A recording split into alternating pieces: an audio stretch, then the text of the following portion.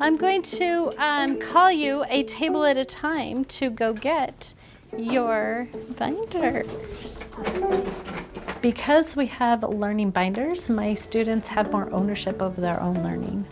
There's a lot of research that kids, when they can track their own progress, that they have more ownership in it. They're not just taking a random test to get a score for somebody else. It now belongs to them instead of all the grown-ups in their world.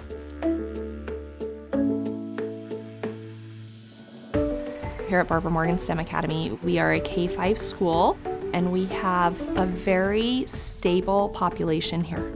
That allows us to really dig deep with our students. Well, let's have a conversation about where you should be and where you are.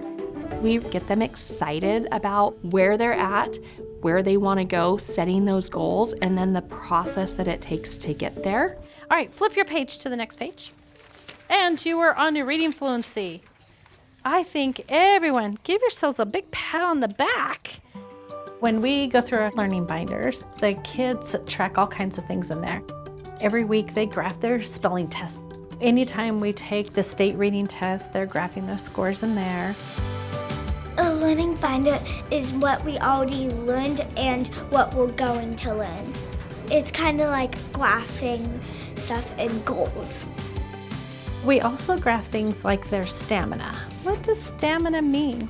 It means how long you can focus. Good job.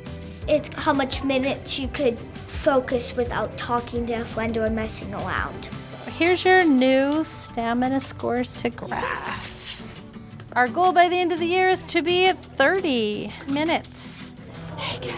Yes, 30. Nice work. Good improvement this month.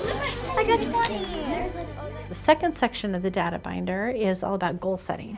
So we sit down in the fall and we review what goals do you want to set, and then we revisit again in the winter and again in the spring. It's time to start looking at our data and setting some goals for the winter time.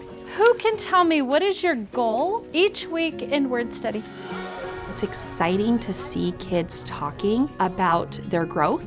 You are trying to get past the gray spots. Talking about where they're trying to get and really understanding what that means and why they're learning it. It's great that we do goal setting and data collecting at the K1 level here, so that by the time they are in 4th and 5th grade, their goal setting is very complex and it's very rigorous. Wow, there's been some great growth.